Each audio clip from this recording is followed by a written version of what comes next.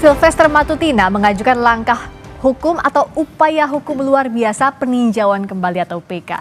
Lalu bagaimana proses hukum selanjutnya?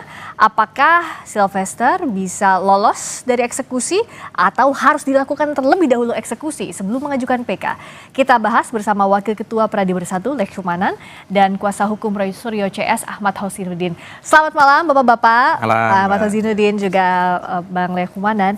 Jadi kalau sebenarnya Bung Sylvester mengajukan upaya luar biasa peninjauan kembali, harus eksekusi dulu atau enggak? Nah, sebenarnya pandangan saya adalah mengacu pada KUHP pasal 84 bahwa pelaksanaan eksekusi itu apabila telah melampaui batas waktu maka sudah dinyatakan daluarsa sehingga tidak dapat lagi dilaksanakan eksekusi terhadap putusan. Jadi pasal 84 itu adalah bahwa putusan pengadilan itu kurang lebih kalau nggak salah saya 1,5 tahun, kemudian ditambah 1/3 itulah masa daluarsanya. Dan itu sudah lewat karena 6 tahun sudah tidak dilaksanakan eksekusi sehingga menurut saya itu sudah lampau dan sudah tidak bisa dilaksanakan eksekusi. Meskipun sudah inkrah van geweest, artinya sudah berkekuatan hukum tetap, bisakah itu menghalangi eksekusi dengan alasan daluarsa tadi, Bang Hosinuddin? Ya, saya menjelaskan yang pertama, Saudara Sylvester Matutina itu dalam kondisi terkena banjir bandang besar, air bah yang besar. Artinya gimana tuh? Sehingga berusaha meraih apapun yang bisa diraih, dianggap akan bisa menyelamatkan dirinya. Ya, upaya menyelamatkan diri. Ya, pertama bernarasi tentang minta dari presiden apa yang pernah diberikan kepada Hasto. Amnesti. Ternyata diprotes publik. Karena jalanin perkara aja belum, pidana belum, kok tiba-tiba minta amnesti begitu. Lagi pula kan amnesti itu hak prerogatif yang inisiatifnya ada pada presiden, termasuk abolisi. Berbeda dengan gerasi dan rehabilitasi yang bisa diajukan permohonan oleh terpidana. Kedua, mencoba bernarasi dengan daluarsa. Daluarsa penuntutan dan eksekusi itu diatur kalau ancaman pidananya di atas 3 tahun. Dan Sylvester Matutina itu kan dieksekusi dengan ketentuan pasal 311 KUHP yang ancaman pidananya di atas 3 tahun yakni 4 tahun. Itu diatur 12 tahun dan ditambah 1/3-nya. Jadi 16 tahun. Jadi kalau mau nunggu ya nunggu nanti 10 tahun lagi kira-kira begitulah. Dan yang ketiga ya kita hargailah. Jadi tadi menarik apa yang disampaikan Kapus Penkum Kejaksaan Agung. Dia menyatakan hanya menghormati upaya hukum, tetapi tidak melanjutkan apakah eksekusi itu bisa dihalangi atau tidak. Harusnya tegas. Nampaknya Kejaksaan Agung juga sedang melihat ombak begitu. Dan disitulah yang kemudian kami simpulkan memang masih ada orang besar di balik Sylvester Matutina. Oke, kita bahas satu-satu dulu tadi. Daluarsa nggak berlaku harusnya kalau ini pemahaman hukum yang menurut saya salah. Kenapa? Mungkin saya bacakan saja biar jelas gitu. Jadi masyarakat juga jelas sebenarnya apa sih pasal 84 itu. Oke, saya bacakan sama-sama pasal. Harus punya dasar hukumnya. Iya dong, artinya kenapa kejaksaan tidak melaksanakan eksekusi? Kan kejaksaan adalah lembaga negara, nggak boleh dong kita ajak dia untuk tabrak aturan, kan begitu kan? Ujung tombak daripada kejaksaan adalah KUHP, sehingga kejaksaan wajib menghormati KUHP.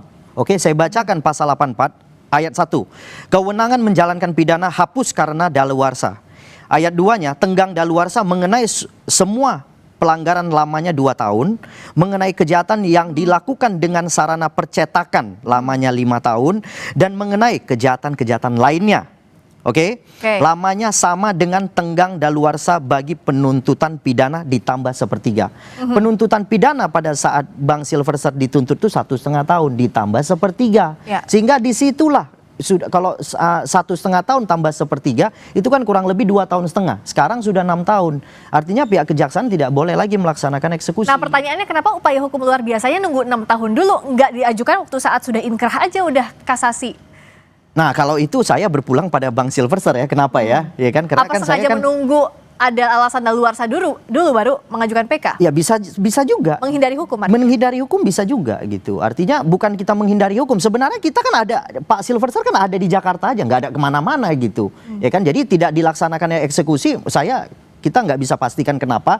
Tapi faktanya kita tidak melarikan diri ya. Pak Sylvester tidak pernah melarikan diri, ada di Jakarta. Ya kan, sebenarnya anytime itu ada. Ya kan, dimanapun bisa ditemuin intinya. Cuman ketika tidak dilaksanakan eksekusi, saya melihat udah sampai sepanjang ini tiba-tiba mungkin teman-teman ini mendorong, akhirnya kemudian diangkat kembali berita itu. Oke, soal daluarsa tadi setuju? Ya, memang ada perbedaan pandangan. Kalau kami tetap mengacu kepada pasal 78 KUHP dan memang ada perbedaan pandangan, silahkan saja. Tetapi yang jelas negara tidak boleh kalah. Jadi kalau negara lalai pada saat sebelumnya tidak segera mengeksekusi, saatnya hari ini negara mengambil sikap untuk menunjukkan marwah negara bahwa ada institusi yang berwenang untuk mengeksekusi.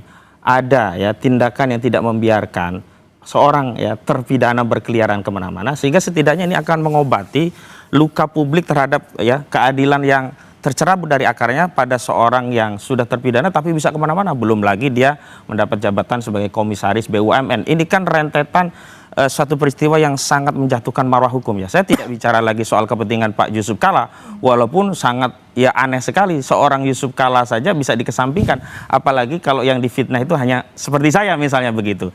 Yang kedua, soalannya hari ini kan mereka kalau memang ya merasa PD tidak bisa dieksekusi, tidak perlu mengajukan upaya hukum PK begitu. Ini kan berarti rentetan peristiwa yang mencoba mengais-ngais ya pertahanan hukum untuk menghindari eksekusi dari tindakan yang sebelumnya dia mengaku akan taat hukum. Sebelumnya klien kami selalu dituduh, ayo taat hukum, kamu sebentar lagi tersangka, kamu lagi sebentar lagi terpidana. Ternyata saudara Sylvester Matutina yang sudah terpidana, yang harusnya ada kewajiban hukum untuk menjalankan, terlepas. Ada dua ya. Ada secara subjektif dia mengajukan ya eksekusi secara sukarela, serahkan diri di borgol, maka dia akan dikenang sebagai seorang kesatria yang taat hukum. Atau yang kedua memang jaksa penuntut umum untuk melakukan eksekusi, dan kami sudah merencanakan apa itu? Mendatangi Kejaksaan Agung untuk membawa kasus ini ke Jamwas Jambit. Jadi jaksa pengawas ya, jaksa agung muda pengawas ya, harus mengawasi kinerja Kejaksaan Negeri Jakarta Selatan. Tidak boleh dibiarkan. Ini memalukan loh institusi tidak boleh Kejaksaan dibiarkan Agung. katanya. Yang kedua juga Jambit. Baik, Jaksa Agung muda bidang pembinaan. Ya, artinya silakan saja. Cuman yang pasti, ya kan, di sini Panglima tertinggi Kejaksaan adalah KUHAP, ya kan. Jadi jangan juga kita giring Kejaksaan itu untuk supaya melanggar KUHAP. Itu nggak mungkin. Nah, karena mereka bekerja dieksekusi, berbasis KUHAP. Sehingga ketika mereka melanggar KUHAP ya kita juga akan laporkan juga kepada pihak terkait. Kalau kan gitu. sudah inkrah tapi tidak dieksekusi itu melanggar KUHAP atau enggak? Sudah daluarsa persoalannya. Enggak, waktunya 6 tahun lalu tidak dieksekusi. 6 tahun lalu kalau tidak dilaksanakan eksekusi, nah kita nggak tahu kenapa tidak dilaksanakan eksekusi, kita nggak bisa jelaskan. Tapi faktanya ini sudah berjalan sekian lama, kemudian saat sekarang ketika rekan-rekan ini kemudian mensonding lagi, ya kan, membuka kembali tabir ini, kemudian setelah itu kita lihat rupanya waktu sudah lampau. Artinya sehingga menurut saya tidak patut lagi untuk dilaksanakan eksekusi. Gitu. Apa ya sudah tidak patut lagi untuk dieksekusi? Patut atau tidak patut itu tergantung Kejaksaan Agung, karena harusnya ini adalah tugas kewajiban dan tanggung jawab Kejaksaan Kalau Agung. pihak Anda apa melihatnya kenapa tidak dieksekusi 6 tahun lalu? Baru itulah saat ramai kembali. yang sebelumnya kami dituduh ada orang besar di balik perjuangan mengungkap ijazah saudara Joko Widodo. Tapi dengan kasus Sylvester Matutina ini justru kami meyakini ada orang besar di balik Sylvester Matutina, sebab jika tidak, kasus ini adalah kasus yang terindah dan ada pengawasan publik, karena bukan kasus yang menghina RT RW begitulah, sehingga tidak ada pantauan publik terhadap kasus ini.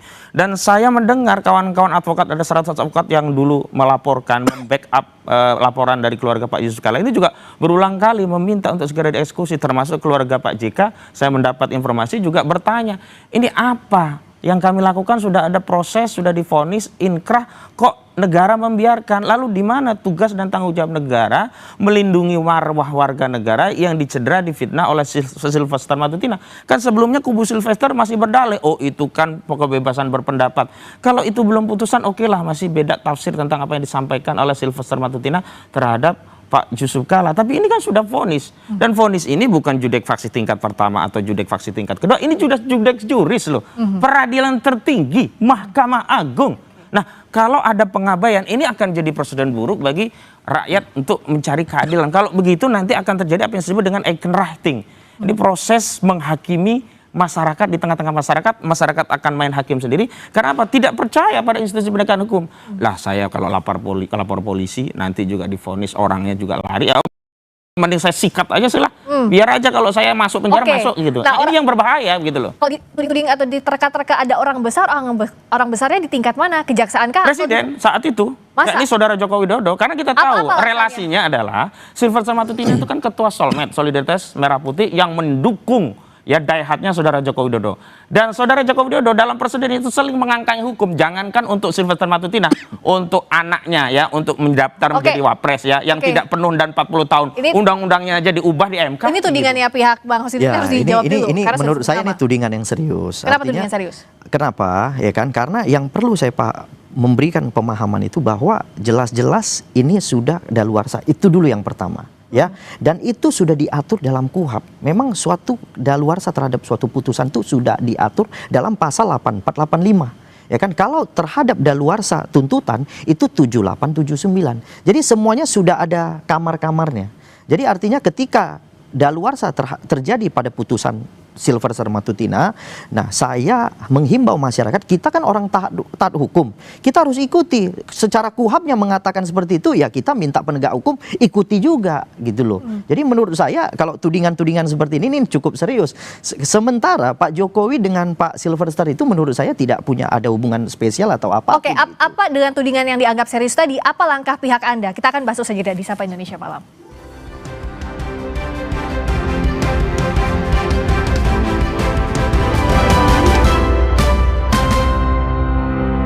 Di Sapa Indonesia Malam, Kapus Penkum Kejagung Anang Supriyatna menyatakan sidang PK yang diajukan terpidana Sylvester Matutina sudah terjadwal pada 20 Agustus 2025. Informasi dari Kepala Kejaksaan Jakarta Selatan yang diterima pada tanggal 11 Agustus dan terjadwal untuk persidangannya tertanggal 20 Agustus untuk persidangan permohonan PK dari saudara terpidana Sylvester. Saya pengen nanya yang tadi sebelum jeda ya, tapi mau jawab dulu yang ini. Kan PK-nya sidangnya udah ada 20 Agustus. Bukti barunya apa? Kan harus ada novum. Iya, bukti barunya kan kebetulan yang mengajukan PK itu kan bukan saya sebagai tim kuasa hukum untuk mengajukan PK, ada tim lain lagi. Nah, mungkin nanti saya akan konfirmasi terhadap tim yang mengajukan PK. Tapi yakin ada bukti baru?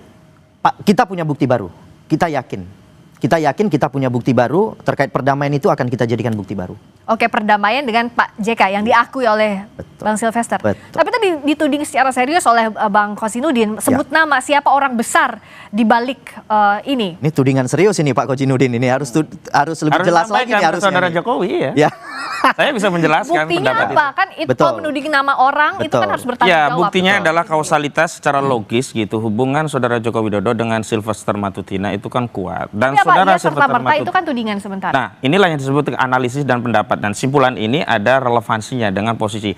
Kalau ya saya yang kemudian dilindungi saudara Joko Widodo nggak ada hubungannya, justru saya kan di oposan, selalu mengkritik, jadi nggak nyambung begitu. Tapi kalau kita kaitkan orang besar itu adalah presiden, dikaitkan dengan vonisnya itu 2019, saat itu presidennya saudara Joko Widodo, wajar kalau kemudian kejaksaan tiarap, mana berani ya kejaksaan nyongkel-nyongkel nyenggol tim yang selama ini daihat membela saudara Joko Widodo.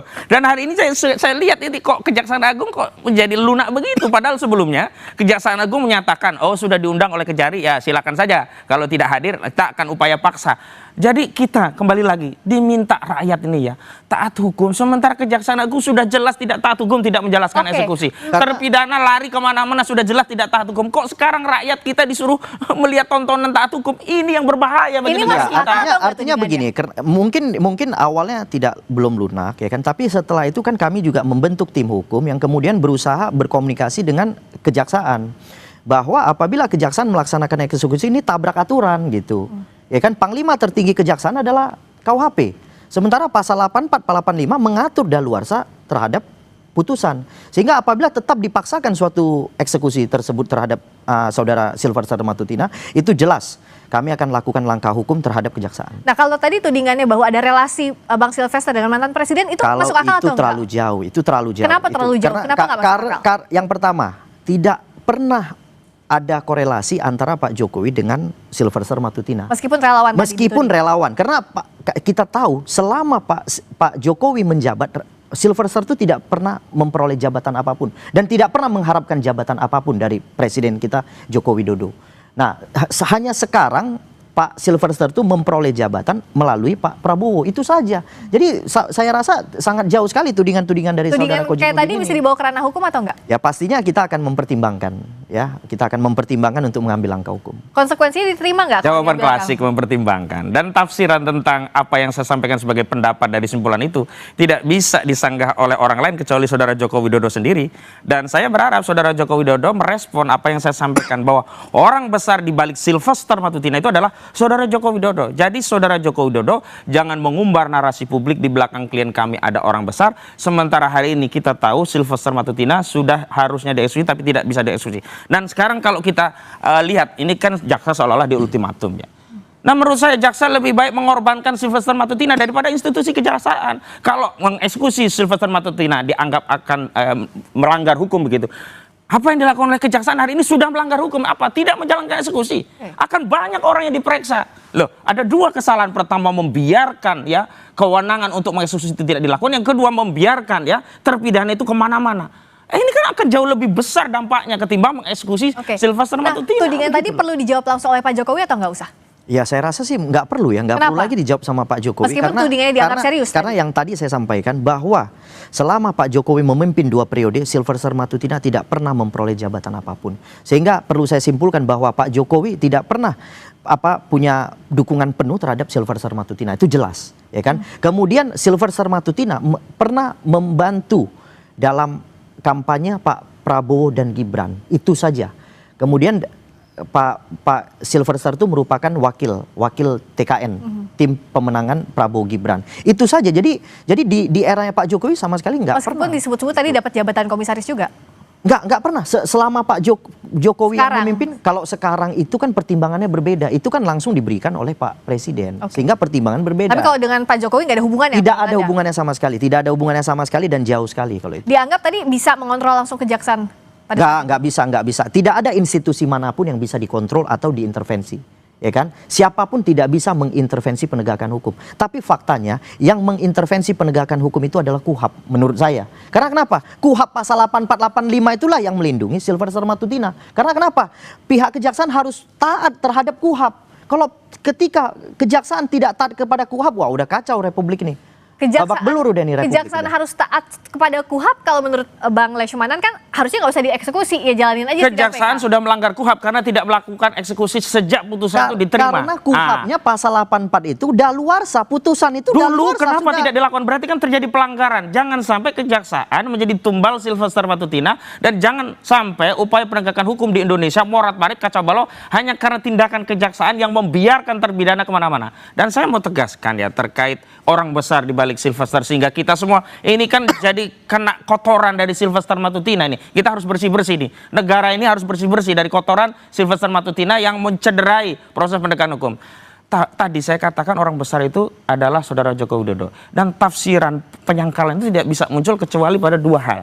Pertama dari Saudara Joko Widodo sendiri, yang kedua kuasa hukum Saudara Joko Widodo. Kenapa sih ada tudingan tadi? Apa emang relevansinya dengan kasus ini? Lah, dengan Saudara Joko Widodo 2019 itu kan presiden. Vonisnya kan kasasi itu di 2019. Sampai hari ini nggak jalan. Selama ini kan Saudara Joko Widodo menuduh ada orang besar di balik Roy Suryo. Begitu dilawan, dikejar siapa orangnya, dia kemudian ngeles. Oh bukan Demokrat, bukan SBY. Dan hari ini saya yang kemudian gantian. Ada orang besarnya itu ternyata bisa jadi Joko Widodo yang berkaitan dengan Sylvester Matutina. Dan hari ini kita semua menjadi korban. Bahkan yang dikorbankan bukan hanya soal tidak dieksekusinya, tetapi hukum itu sendiri. Sistem dari hukum itu sendiri rusak. Hari ini berantakan semua. Akhirnya orang punya anggapan, ya kalau negara saja tidak mentaati apa yang menjadi tugas kewenangan dan tanggung jawabnya untuk mengeksekusi melalui kejaksaan, lalu apa dasarnya kita diminta untuk mentaati proses Bang Lesmanan dijawab dong tudingan yang tadi. Terkait dengan yang orang besar itu saya sudah sampaikan, saya tekankan itu bukan Joko Widodo, itu sudah pasti ya. Tetapi karena mungkin rekan-rekan ini selalu mengarahkan kepada Pak Joko Widodo, ya itu silakan saja. Kalaupun misalnya tadi mempertimbangkan untuk ngambil langkah hukum, semakin luas nggak, semakin lebar nggak kasus ini, ya, perlu atau enggak? Ya makanya kan gini, saya sarankan ambil langkah hukum. Ya, kita pasti akan ngambil langkah hukum kalau begitu. Tapi yang harus mengambil langkah hukum Saudara Joko Widodo, karena kepentingan saya hanya dengan Saudara Joko Widodo. Ya. Balik lagi dia lagi. Betul. Sekarang yang kasus ini aja belum selesai oleh Saudara Joko Widodo. 311, 310. Kemudian diselundupkan pasal 32, 35. Motifnya jelas, agar orang yang status tersangka dalam laporan Saudara Joko Widodo bisa ditahan karena KUHAP mengatur diatur ancaman pidana di atas 5 tahun bisa ditahan. Kalau pasalnya hanya pencemaran, fitnah, merasa direndahkan, ya, merasa dihina-dinakan, itu kan 310, 311 itu kan di bawah 5 tahun. 310 cuma 9 bulan, 311 cuma 4 tahun. Maka diselundupkanlah di laporan saudara Joko Widodo pasal 35 Undang-Undang ITE yang ancamannya 12 tahun, pasal kemudian 32 yang ancamannya 8 tahun. Ini kan jahat kepada rakyatnya saja begitu. Bagaimana menjawabnya? Bahkan ada penyelundupan hukum. Perlu nggak dijawab? Perlu nggak tantangan ini ditanggapi? Sebenarnya terkait dengan penyidikan kepolisian, saya tidak mau ikut terlalu dalam terhadap penyidikan kepolisian karena akan merusak pemeriksaan polisi. Jadi polisi itu ketika mungkin memeriksa suatu laporan polisi yang diadukan oleh Pak Joko Widodo, kemudian peristiwa dinaikkan ke tahap penyidikan, itu dianggap peristiwanya sudah ada. Oke, kemudian setelah dilihat ada peristiwanya, mereka akan melihat pasal-pasal yang tepat. Oke. Ya kan, untuk disangkakan kepada para terlapor gitu. Nah, setelah pasal-pasal itu sudah kira-kira tepat untuk disangkakan kepada para terlapor, maka mereka nanti akan memanggil terlapor untuk diperiksa dalam proses penyidikan dan kemudian akan ditetapkan sebagai tersangka. Jadi menurut saya kinerja polisi jangan kita komentari karena polisi adalah institusi satu-satunya yang diberikan kewenangan oleh negara untuk melaksanakan konstitusi. Jadi tidak perlu kita komentari terhadap kinerja kepolisian. Kalau gitu gimana dong agar tidak dianggap mencederai hukum seperti yang dituding oleh Pak Hussein? Jawabnya nanti usai jeda di Sapa Indonesia Malam, kami segera kembali.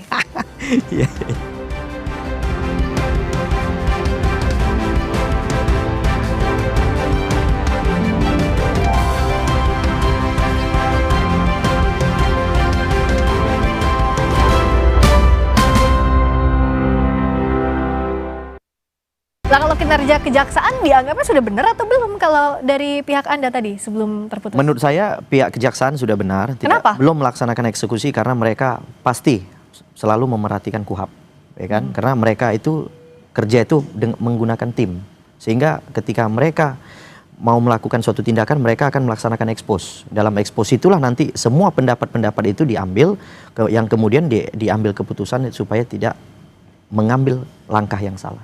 Nah, kalau sekarang langkahnya dianggap benar kalau kata justru kejaksaan itu sudah terbukti salah. Kenapa membiarkan sejak 2019 inkrah nggak dieksekusi? Dan jangan sampai kejaksaan bikin kesalahan kedua.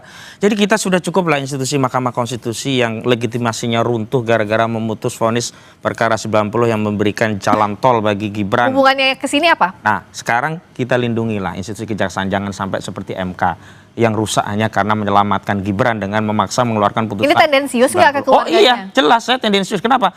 Karena rentetannya semua awalnya dari Solo gitu loh. Ini yang menjadi soal. Termasuk siapa? Sylvester Matutina ini kan awalnya ya, dia yang selalu menuding Roy Suryo, Rismon dan yang lain, kamu pasti tersangka, kamu pasti masuk penjara.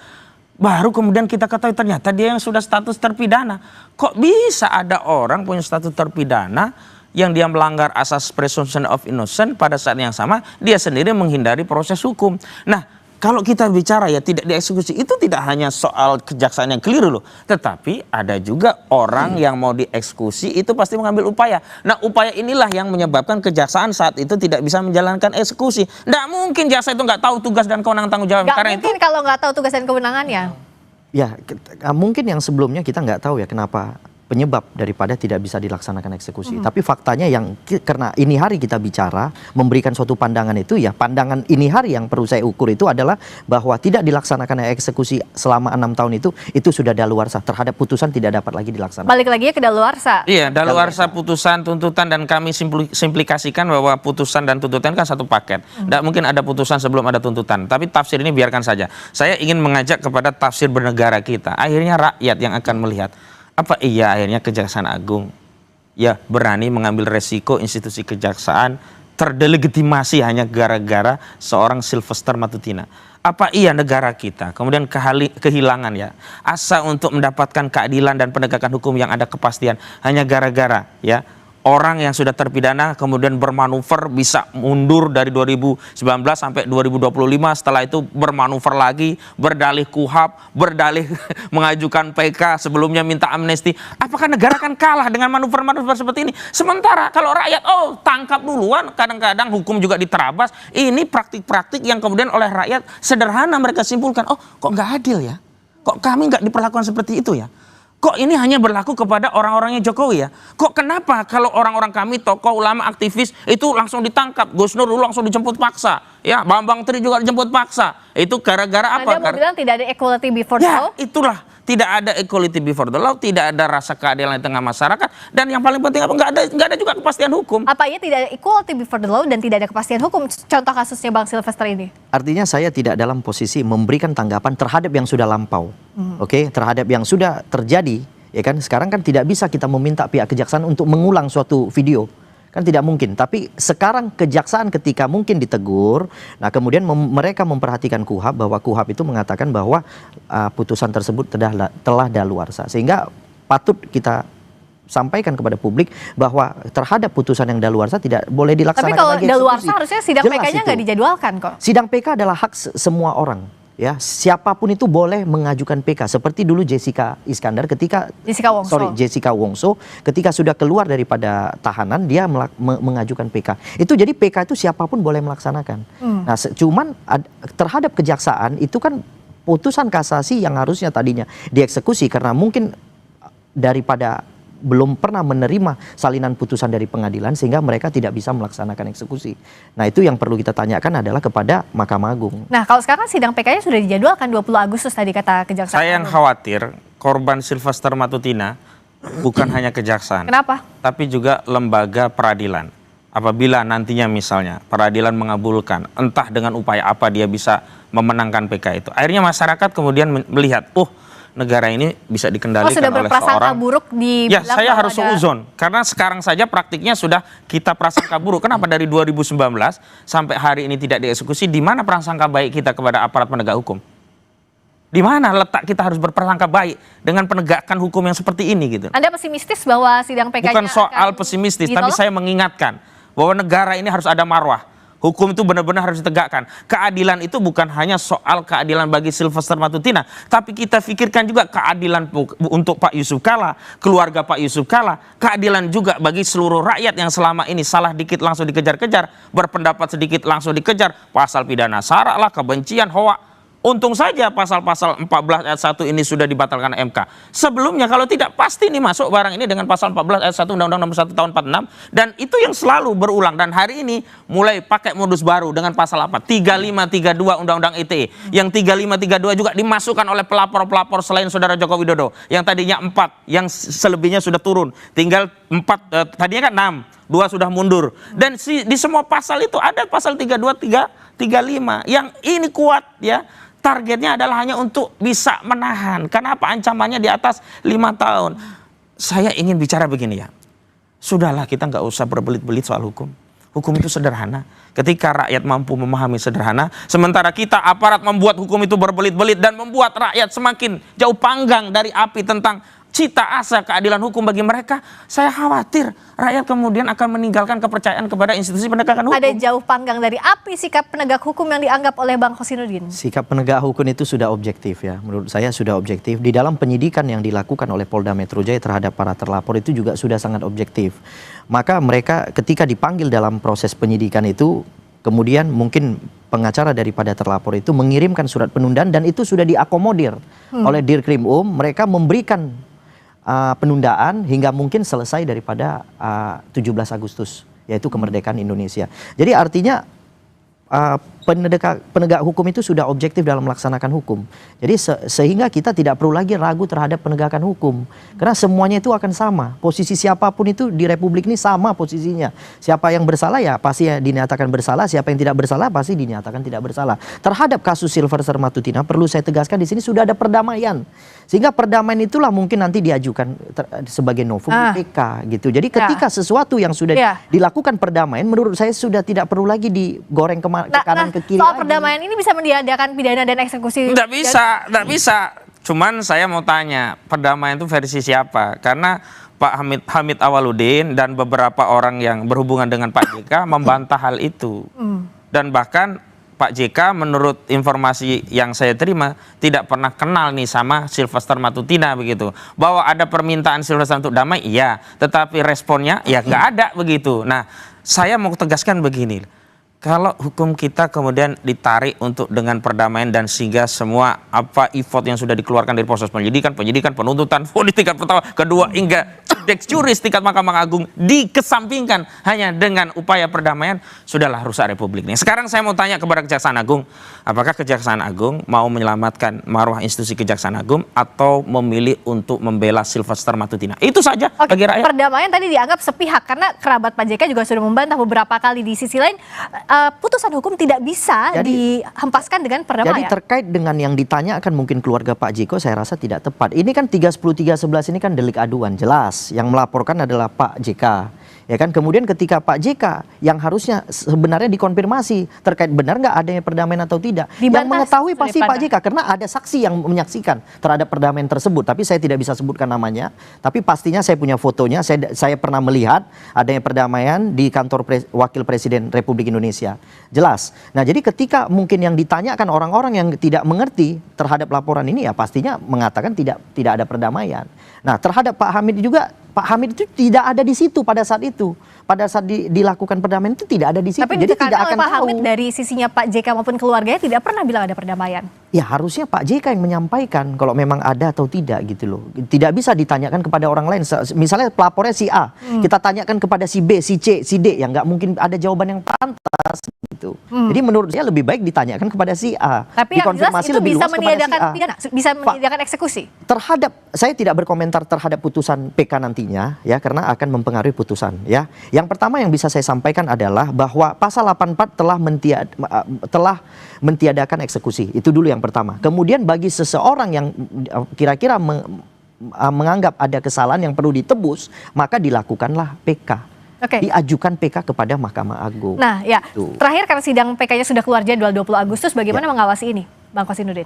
Kami hanya menyampaikan kepada rakyat, inilah hukum di Republik kita. Jadi kalau rakyat ingin ya negara ini baik, ayo kita bareng-bareng bersuara, karena kita sudah terlalu capek ya dengan dagelan hukum, manuver hukum yang ya berkelindan di balik kekuasaan yang akhirnya rakyat hanya kebagian apa istilahnya itu amsyong, rugi besarnya hanya pada rakyat. Sementara hanya segelintir orang yang bisa mengakses kekuasaan sehingga dia mendapatkan fasilitas hukum melalui kekuasaan tadi, dan akhirnya segala kesalahan itu bisa diamputasi melalui jalur kekuasaan menggunakan sarana hukum. Ini yang bolak-balik sudah menjadi modus operandi yang kami lihat sudah terlalu lama dan harusnya dihentikan. Dan ini juga akan menjadi legacy bagi Pak Presiden kita, Prabowo Subianto. Apakah dia hendak melanjutkan legacy yang sebelumnya hukum hanya menjadi alat kekuasaan, alat politik. Dan hari ini kita akan lihat apakah Kejaksaan Agung akan kalah dengan seorang Sylvester Matutina. Mata publik akan tertuju pada sidang PK 20 Agustus nanti. Terima kasih Bang Ahmad Kosinudin, terima kasih Bang